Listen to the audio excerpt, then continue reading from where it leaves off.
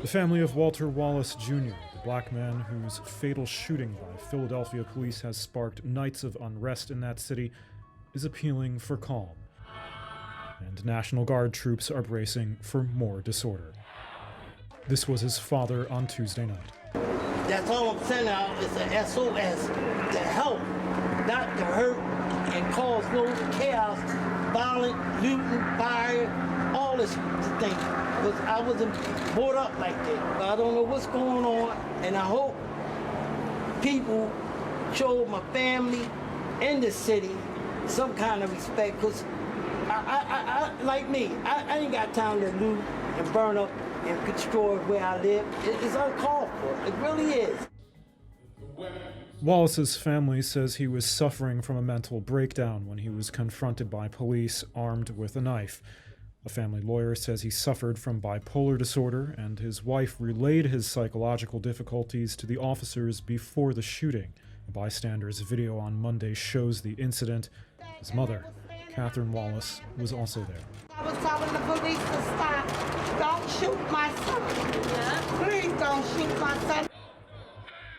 Rallies for Wallace began peacefully on Tuesday as they had on Monday, but later in the night, crowds were seen looting, including, according to local media, a Walmart. Philadelphia is the latest flashpoint in months of protest over the issues of perceived racism and police brutality, but not the only one. At least 30 people were arrested at an offshoot protest in Brooklyn the same night. NBC News reported that a car attempted to drive through a group of police during the protests in New York. Colombian authorities put on display a homemade submarine used by drug runners, which was captured by its navy. The semi-submersible sea vessel was carrying approximately 2 tons of cocaine chlorohydrate. Hernando Enrique Metos Dega is commander of the Navy's counter-narcotics task force. According to intelligence reports, this shipment was on its way to cartels in Mexico. The value of the shipment would be approximately $60 million in international markets. 3 suspects, a Colombian, an Ecuadorian, and a Mexican national, were detained during the operation some 35 miles off of Colombia's coast, which happened on Monday. Colombia is one of the world's top producers of cocaine, largely consumed by customers in the US and Europe. Production is a major source of income to armed groups and fuels Colombia's 5-decade-long internal conflict, which has killed more than 260,000 people. Libyan authorities have found 12 bodies from 4 more unmarked graves in the city of Tahuna. These bodies add to the scores of corpses already discovered since the area was captured in June by the Government of National Accord, the GNA. Tahuna had for years been controlled by a militia known as the Keniyat, run by the local Kenny family. They fought alongside Khalifa Haftar's eastern-based Libyan National Army. When Turkish support helped the internationally recognized GNA take back Tahuna in a sudden advance in June, its fighters found a hospital piled with bodies and unmarked graves containing missing people. The GNA has issued arrest warrants for Keniyat leaders, who are now believed to be in eastern Libya. Investigators have been working to identify the bodies. Some of the bodies show the marks of violence, including a smashed skull and dismembered limbs, according to a Missing Persons Bureau official.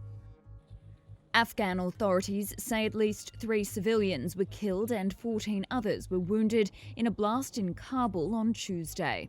A car packed with explosives was detonated near the country's interior ministry, but it wasn't immediately clear who was behind the attack, which took place amid heavy fighting between government forces and Taliban insurgents. This eyewitness says he saw many injured people, including children, as it was on the route used by students to their school nearby. The bombing comes just days after a suicide bombing at an education centre in Kabul killed 24 people, including teenage students, and wounded dozens more on Saturday. The United Nations released sobering statistics Tuesday. Nearly 6,000 Afghan civilians were killed or wounded in the first 9 months of 2020 as heavy fighting rages on despite efforts to find peace. Fighting has sharply increased in several parts of the country in recent weeks, while government negotiators and the Taliban have failed to make progress in peace talks in Doha.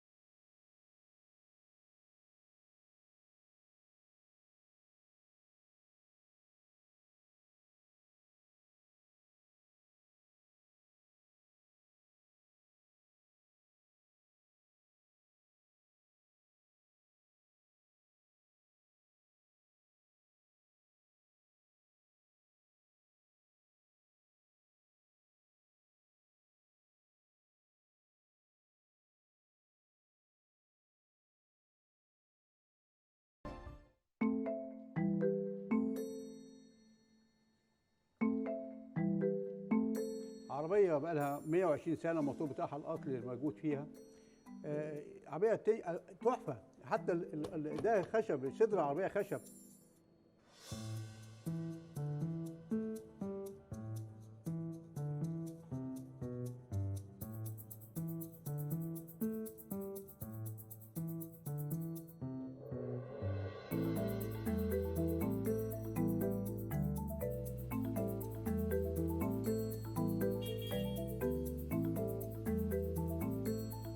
بص حضرتك، انا اتولدت لقيت نفسي عايش جوه العربيات القديمه، يعني لقيت والدي شغال في الحاجات دي، فبدات ان انا احب اشكال العربيات القديمه، بدات اعجب بشكلها وبحلاوتها وجمالها.